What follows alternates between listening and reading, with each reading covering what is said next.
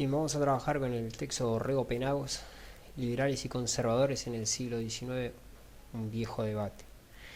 Es interesante porque, por lo general, las historiografías a veces hablan de liberales o de conservadores en términos generales, y Rego Penagos se toma el atrevimiento, de alguna manera, de trabajar a nivel latinoamericano casi, y poniendo todo lo posible en la balanza, eh, todo lo que se pueda, porque de hecho combina las propuestas de Chile, de Colombia, de Perú, de Argentina, de Venezuela. O sea, va incorporando diferentes campanas y diferentes, de alguna manera, interpretaciones de lo que es lo liberal, de lo que es lo conservador, para construir de algún modo una, algún estereotipo que nos permita también trabajar a nivel conceptual. Eso es necesario, y con todo el riesgo que implica. Por eso siempre usamos este artículo, por más pequeño que sea, y por todos los detalles o las excepciones que uno le pudiera encontrar. Tiene el potencial y el riesgo interesante que tiene Orrego Penagos de jugarse a tratar de delimitar que son liberales y que son conservadores en la historia latinoamericana. Entonces, una de las cosas de las que tenemos que partir es ese intento de implantar modelos de carácter burgués y liberal en una realidad como la realidad americana. Y el gran problema justamente de modelizar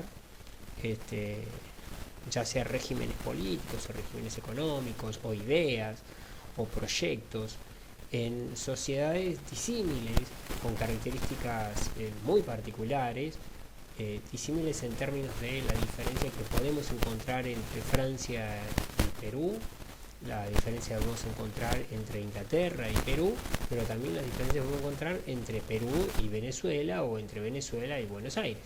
Entonces, no es solamente la diferencia entre lo que puede venir de Europa con las diferencias entre los propios países de Europa. La aplicación, por ejemplo, de esos mismos modelos a Estados Unidos, a las 13 colonias, más que a lo que hoy conocemos como Estados Unidos. Y además de eso, después tratar de implementarlo en territorios latinoamericanos con todos los entramados sociales que hasta ahora hemos tratado de ir dibujando en su complejidad. Entonces, el modelo burgués y liberal va a intentar de instalarse en un contexto muy particular, que es el contexto de algún modo revolucionario o post-revolucionario. Entonces, una de las cuestiones que aparece es esa frase con la que inicia, que es muy rica en términos de problematizar, que es una frase relativamente extensa de Bolívar, donde yo sintetizo algunas líneas que me parecen que son fuertes. Esto de una aristocracia de rangos, de empleos y de riqueza, que aunque habla de libertad y de garantías, es para ellos solo y no para el pueblo. La igualdad es para ellos y no para equipararse a los de las clases inferiores. Yo ya la sinteticé, es un poco más extensa, hace un poco más de detalles, incluye más gente adentro de esa aristocracia de rango y de empleo y de riqueza. Pero lo interesante justamente es esta aristocracia americana con características de nobleza, que de pronto vocifera de algún modo sobre la libertad y las garantías, pero esas libertades y garantías son solamente para ella misma o para los de su sector inmediato, y no para el resto del pueblo, porque justamente cuando se habla de entregarle estas libertades y garantías al pueblo, justamente no quieren ser equiparados porque no se sienten parte de lo mismo. Entonces, hay una serie de cuestiones que va planteando Obregón Penagos, y justamente es esto de que los liberales son liberales, pero que sostienen una sociedad inflexible y jerárquica. O sea, son liberales en unos términos, y en otros términos parecen ser más bien conservadores. También de alguna manera relativiza el concepto de partido. O sea, no pensemos en los términos de partido liberal o de un partido conservador, sino en términos de grupos liberales, o de, me arriesgaría a decir mejor, sin que lo nombre el autor, pero sí en términos de lo que estamos trabajando de facciones, de agrupaciones, de ciertos conglomerados de personas con un conjunto de ideas que no siempre son las mismas, o las mismas interpretaciones sobre esas mismas ideas, si se quiere, ¿no? O sea, el concepto de democracia, el concepto de igualdad, de libertad de prensa, interpretado por cada uno de esos sujetos en el cúmulo que se puede generar al interior de una facción. Entonces, se surgen justamente en esas situaciones naciones y estados, ¿sí?, que a la vez tienen un problema de conciencia nacional que tarda en madurar. O sea, los estados que están emergiendo son a la vez naciones, pero no son en términos de lo que nosotros conocemos como estado y como nación. Y la interpretación, o sea, de esa identidad es más que nada una patria como tierra natal. No hay todavía una conciencia nacional como la conocemos hoy. Entonces, ¿cuáles son básicamente los problemas del Estado en general? El Estado dice como un ideal de homogeneidad étnica, lingüística y cultural. Este es el modelo que tratan de imponer. Un Estado que tiende a ser homogéneo en términos étnicos, lingüísticos y culturales. O sea, entonces yo pienso un Estado de personas blancas que hablan español y que es educado.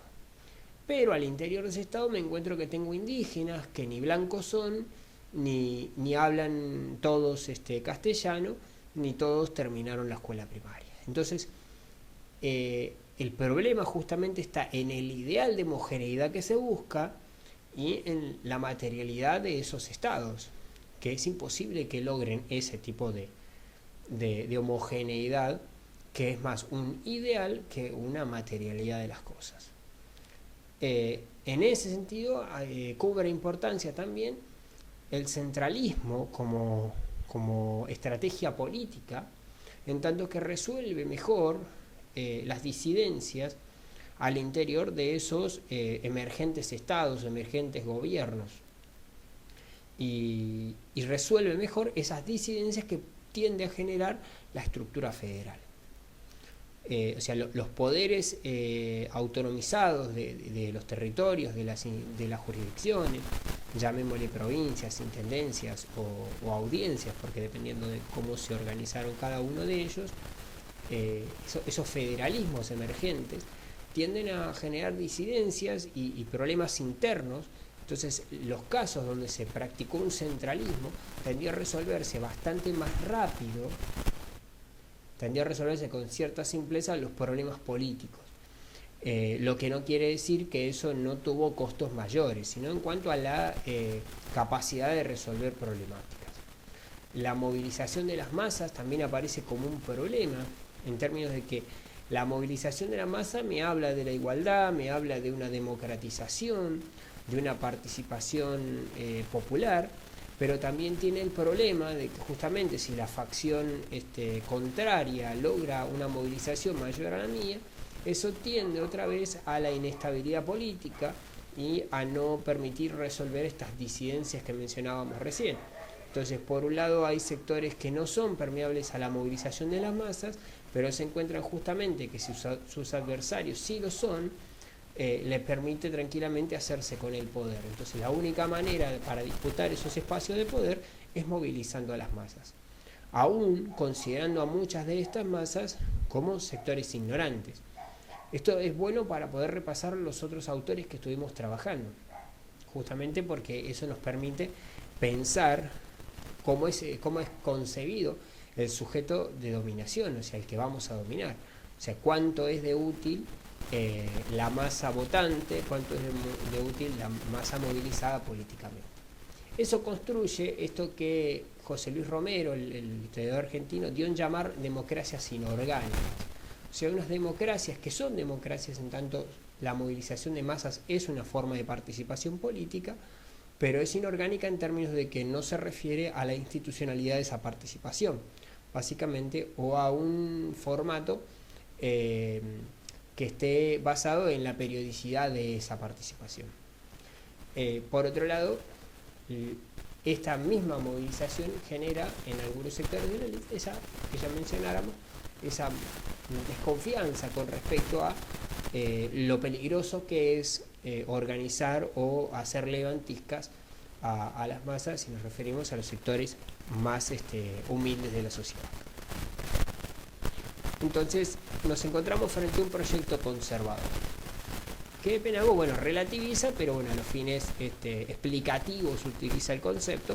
Dice, es difícil hablar de un proyecto conservador, ¿por qué? Porque por la lógica misma, que ahora vamos a analizar, de el ideal conservador, no es necesario un proyecto, ¿por qué? Porque el modelo conservador, la idea de los conservadores, responde a un orden natural, y por lo tanto no es necesario un proyecto porque el orden natural es natural.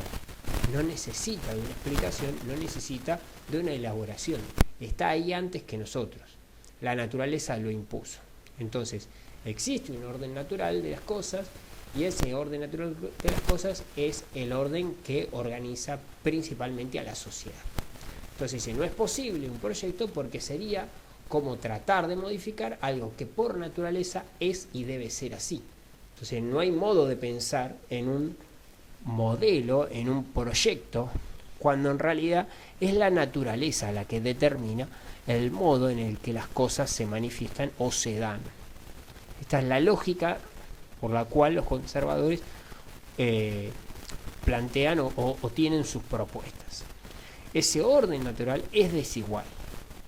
Por naturaleza algunos son más fuertes y otros son más débiles. Y en términos de que es desigual la naturaleza, la sociedad lo que hace es únicamente evidenciar esas diferencias naturales. Por lo tanto, la sociedad es desigual como resultado del proceso del orden natural. Entonces, en esas diferencias de fuerzas, de características, de particularidades, capacidades, ¿sí?, existen minorías selectas. Estas minorías selectas, que son más fuertes o más inteligentes o más capaces, son las que de algún modo establecen esta meritocracia. Son los mejores y como son los mejores deben gobernar. Y el pueblo únicamente obedece y se eleva por medio de la educación y el mejoramiento de sus condiciones de vida. Pero básicamente el espacio del pueblo es el de un sector dominado que por naturaleza está en ese lugar y ahí debe estar para no obviamente infringir la ley natural. Entonces la nación no emerge entonces como un acto de los sujetos, sino que se materializa en el pasado. Esto lo podríamos tomar del concepto de guerra, es la famosa nación antigua, el modelo de la nación antigua. Entonces, de esta manera se justifican gobiernos fuertes, ¿sí?, porque obviamente están gobernados por estas minorías selectas que por naturaleza son mejores y más fuertes que el resto, y también devienen en gobiernos con repúblicas con ejecutivos fuertes, o sea, la estructura de los presidencialismos, ¿no?, lo que de alguna manera estaba proclamando Bolívar, para que vean justamente cómo en un sujeto nosotros podemos encontrar estas diferencias. O sea, Bolívar critica a la aristocracia por no defender la igualdad de todos, pero sin embargo su estructura de gobierno se parece bastante más a la del modelo conservador, estas repúblicas con ejecutivos fuertes. Entonces la tríada básica del conservador es Dios, Rey y la patria. Y en esos términos, ¿sí?, la faceta económica propone una lógica proteccionista. ¿Protectora de qué? Del espacio de nuestro propio territorio. Entonces, no quiero las ideas foráneas, no quiero lo que viene de afuera, quiero lo que la naturaleza le dio a mi tierra, a mi patria, a mi nación. Lo otro es no es bienvenido. Entonces los conservadores critican a los liberales, o sea, ¿qué dicen los conservadores sobre los liberales? Básicamente que los liberales lo que generan o lo que propician es la tensión social, básicamente subvierten el orden, o sea, le están diciendo a las masas, a los sectores dominados que son iguales a los que dominan, que en términos del orden natural es una locura. Atentan los liberales contra la propiedad al liberar a los esclavos, por lo tanto no son, en términos de los conservadores, los liberales no son defensores de la propiedad privada. Atentan contra lo heredado, contra lo que la colonia, lo que España dejó, atentan contra el lugar de la iglesia. Según los conservadores, los liberales siembran la semilla de la anarquía en las clases bajas, justamente propiciando esta tensión social y subvertiendo el orden social. Y al propiciar una sociedad igualitaria, lo que hacen es violentar a la naturaleza. Y la democracia, de esa manera, justamente es un modo de hacer a todos iguales, y como hace a todos iguales, no es natural, no es correcta, no se corresponde con el orden natural. O sea, los liberales copian los modelos foráneos y por lo tanto son extranjerizantes, son afrancesados, no hacen lo que le es necesario al orden natural de la nación, de América. Entonces, los liberales, ¿qué dicen sobre los conservadores? Básicamente los liberales dicen que no hay un orden natural y que la sociedad es un proceso ascendente, o sea, de un proceso en busca de mejores condiciones siempre, de progreso. Hay una especie de inevitabilidad histórica que responde a etapas, y esa inevitabilidad histórica nos lleva en un solo sentido. Ese sentido está determinado por leyes objetivas, ¿sí?, que son anteriores y superiores a nosotros. Entonces esas leyes objetivas lo que hacen es avanzar hacia una mayor racionalidad. O sea, vamos de la irracionalidad a la racionalidad, de la naturaleza a la sociedad racional. Entonces en ese proceso, ¿sí?, vamos justamente contra un orden natural, vamos en un proceso ascendente social, que es inevitable y es propio del proceso histórico. Entonces el individuo está atrapado en la comunidad y la comunidad no lo deja liberarse. Por eso justamente los liberales piden la prioridad en el individuo. Y los conservadores en esos términos son seres irracionales, no están pensando y están reproduciendo la naturaleza en todo caso. Por lo tanto, lejos están de un modelo racional y calculado, y sí, los liberales son defensores de un proyecto y de tener un modelo de cómo gobernar o cómo organizar a la sociedad. De la misma manera, los liberales, que es el modo en que muchos de los argentinos los asociamos, son los que critican al Estado por intervenir en la economía. Entonces el proyecto liberal tiene una serie de características, tiene leyes objetivas que avanzan hacia una mayor racionalidad, en busca de liberarse de la ignorancia. Entonces las leyes no están destinadas, como vimos hasta ahora, a un sector de la sociedad, sino que son leyes universales para todos los ciudadanos por igual, para lograr justamente cierto grado de objetividad. Esto es lo que se llama el gobierno impersonal de la ley. Entonces, es posible construir un nuevo orden social, y ese nuevo orden social justamente tiene el objetivo de reivindicar la libertad del individuo, liberarlo de la opresión que le genera lo colectivo, pero además de eso, ese nuevo orden social implica también la primacidad de la ley, el respeto de las libertades de todos.